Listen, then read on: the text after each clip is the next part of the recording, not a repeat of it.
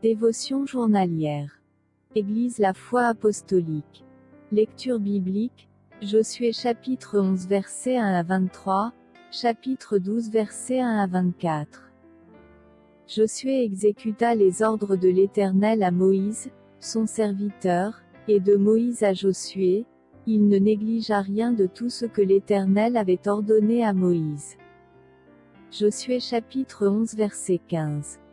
Il y a l'histoire d'un homme qui, alors qu'il faisait son travail sur le chemin de fer, a remarqué que son jeune fils jouait sur les voies d'un train venant dans le sens inverse. Sa première réaction a été d'arrêter le train, mais il a pensé que cela risquerait de causer un accident où les passagers seraient blessés ou même mourir.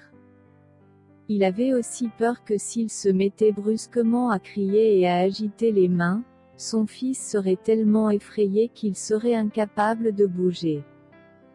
Les secondes passaient et il n'y avait pas le temps de réfléchir, quelque chose doit être fait immédiatement.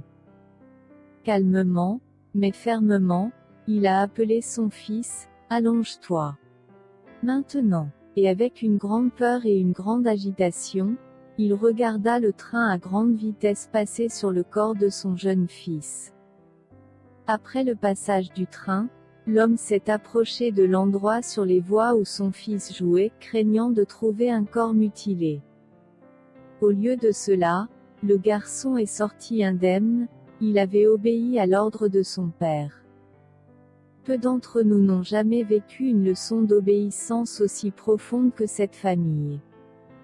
Si le garçon avait remis en question l'ordre de son père, il aurait été trop tard. S'il devrait réfléchir ou demander un deuxième avis, il aurait été tué.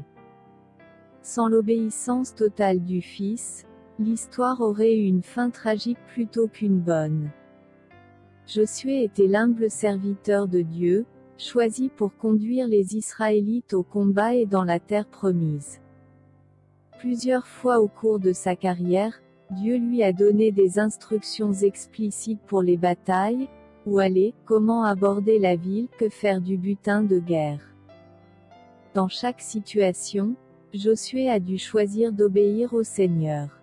Il fait les bons choix et obéit au commandement du Seigneur, ce qui a abouti à la victoire des Israélites et à la possession de la terre promise. Les paroles de notre Père céleste sont claires et directes.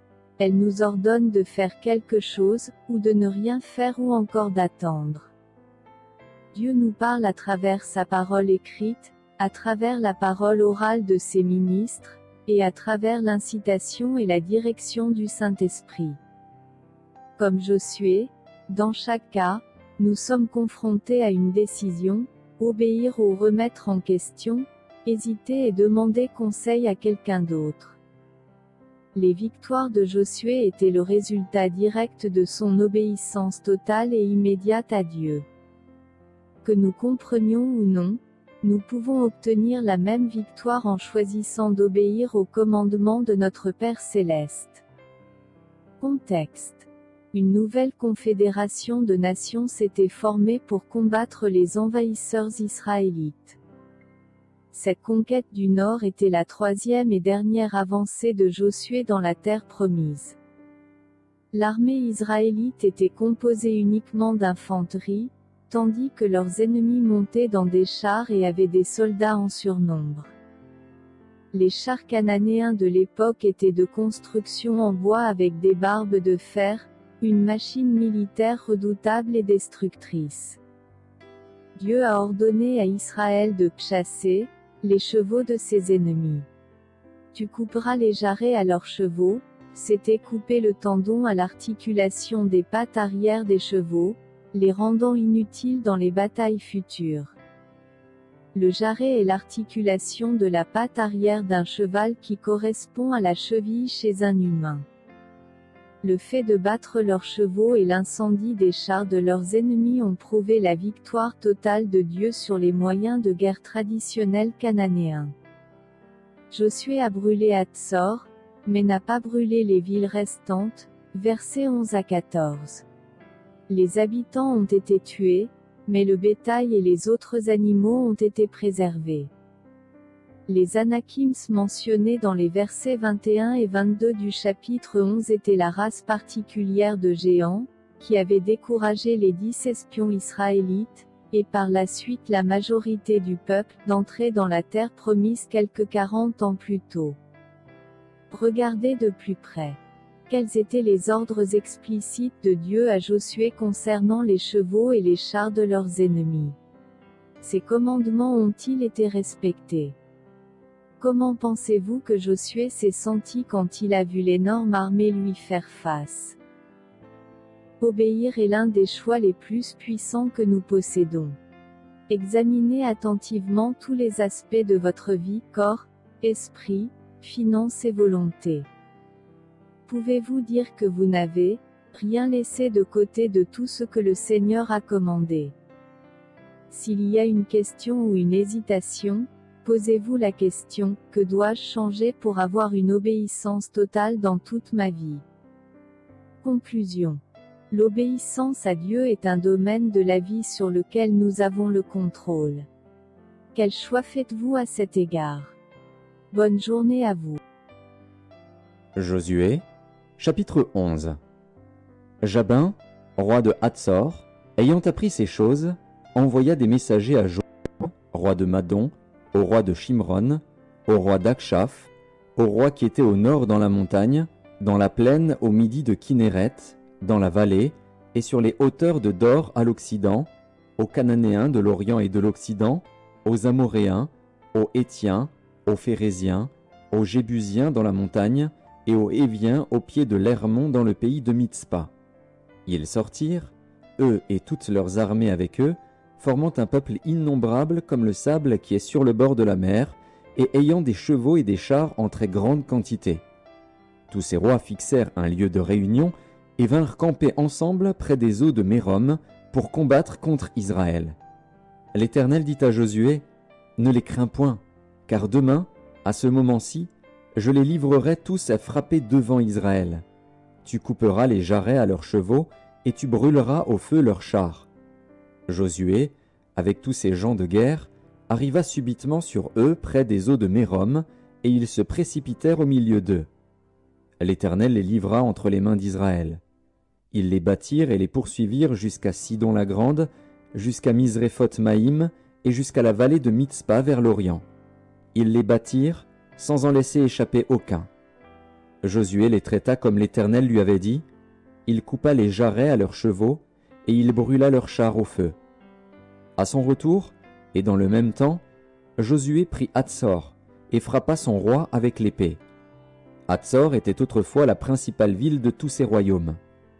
On frappa du tranchant de l'épée, et l'on dévoua par interdit tous ceux qui s'y trouvaient, il ne resta rien de ceux qui respiraient, et l'on mit le feu à Hatzor. Josué prit aussi toutes les villes de ses rois et tous leurs rois, et il les frappa du tranchant de l'épée, et il les dévoua par interdit, comme l'avait ordonné Moïse, serviteur de l'Éternel. Mais Israël ne brûla aucune des villes situées sur des collines, à l'exception seulement de Hatzor, qui fut brûlée par Josué. Les enfants d'Israël gardèrent pour eux tout le butin de ces villes et le bétail, mais ils frappèrent du tranchant de l'épée tous les hommes, jusqu'à ce qu'ils les eussent détruits, sans rien laisser de ceux qui respiraient. Josué exécuta les ordres de l'Éternel à Moïse, son serviteur, et de Moïse à Josué. Il ne négligea rien de tout ce que l'Éternel avait ordonné à Moïse. C'est ainsi que Josué s'empara de tout ce pays, de la montagne, de tout le Midi, de tout le pays de Gozen, de la vallée, de la plaine, de la montagne d'Israël et de ses vallées, depuis la montagne nue qui s'élève vers Séhir jusqu'à Baal-Gad, dans la vallée du Liban, au pied de la montagne d'Hermon. Il prit tous leurs rois, les frappa et les fit mourir. La guerre que soutint Josué contre tous ces rois fut de longue durée. Il n'y eut aucune ville qui fit la paix avec les enfants d'Israël, excepté Gabaon, habité par les Héviens. Ils les prirent toutes en combattant. Car l'Éternel permit que ces peuples s'obstinassent à faire la guerre contre Israël, afin qu'Israël les dévouât par interdit, sans qu'il y eût pour eux de miséricorde, et qu'il les détruisit, comme l'Éternel l'avait ordonné à Moïse. Dans le même temps, Josué se mit en marche, et il extermina les Anakim de la montagne d'Hébron, de Débir, d'Anab, de toute la montagne de Juda et de toute la montagne d'Israël. Josué les dévoua par interdit avec leurs villes. Il ne resta point d'Anakim dans le pays des enfants d'Israël. Il n'en resta qu'à Gaza, à Gath et à Asdod. Josué s'empara donc de tout le pays, selon tout ce que l'Éternel avait dit à Moïse. Et Josué le donna en héritage à Israël, à chacun sa portion, d'après leurs tribus. Puis, le pays fut en repos et sans guerre. Josué, chapitre 12. Voici les rois que les enfants d'Israël bâtirent, et dont ils possédèrent le pays de l'autre côté du Jourdain, vers le soleil levant, depuis le torrent de l'Arnon jusqu'à la montagne de l'Hermon, avec toute la plaine à l'orient. Sion, roi des Amoréens, qui habitait à Hesbon. Sa domination s'étendait depuis Aroër, qui est au bord du torrent de l'Arnon, et, depuis le milieu du torrent, sur la moitié de Galaad, jusqu'au torrent de Jabbok, frontière des enfants d'Ammon. Sur la plaine, jusqu'à la mer de Kinneret à l'orient, et jusqu'à la mer de la plaine, la mer Salée, à l'orient vers Beth-Jéchimoth, et du côté du midi, sur le pied du Pisga. Og, roi de Basan, seul reste des Réphaïm, qui habitait à Ashtaroth et à Édréi. Sa domination s'étendait sur la montagne de l'Hermon, sur Salca, sur tout Basan jusqu'à la frontière des Géshuriens et des Maacasiens, et sur la moitié de Galaad, frontière de Sion, roi de Hesbon. Moïse, serviteur de l'Éternel, et les enfants d'Israël les bâtirent. Et Moïse, serviteur de l'Éternel, donna leur pays en possession aux Rubénites, aux Gadites et à la moitié de la tribu de Manassé. Voici les rois que Josué et les enfants d'Israël bâtirent de ce côté-ci du Jourdain, à l'Occident, depuis Baal-Gad dans la vallée du Liban jusqu'à la montagne nue qui s'élève vers Séhir. Josué donna leur pays en possession aux tribus d'Israël, à chacune sa portion, dans la montagne, dans la vallée, dans la plaine, sur les coteaux, dans le désert et dans le Midi, pays des Hétiens, des Amoréens, des Cananéens, des Phéréziens, des Héviens et des Jébusiens. Le roi de Jéricho, 1. Le roi d'Aï, près de Béthel, 1. Le roi de Jérusalem, 1. Le roi d'Hébron, 1. Le roi de Jarmuth, 1. Le roi de Lachis, 1. Le roi d'Églon, 1. Le roi de Gézer, 1. Le roi de Débir, 1. Le roi de Guéder, 1. Le roi de Horma, 1. Le roi d'Arad, 1.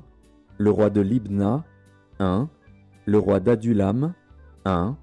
Le roi de Makeda, 1. Le roi de Béthel, 1. Le roi de Tapuar, 1. Le roi de Épher, 1. Le roi d'Aphek, 1. Le roi de Lacharon, 1. Le roi de Madon, 1. Le roi de Hatzor, 1. Le roi de Shimron-Méron, 1. Le roi d'Akshaph, 1. Le roi de Tahanak, 1. Le roi de Megiddo, 1. Le roi de Kédesh, 1. Le roi de Joknéam, au Carmel, 1. Le roi de Dor, sur les hauteurs de Dor, 1.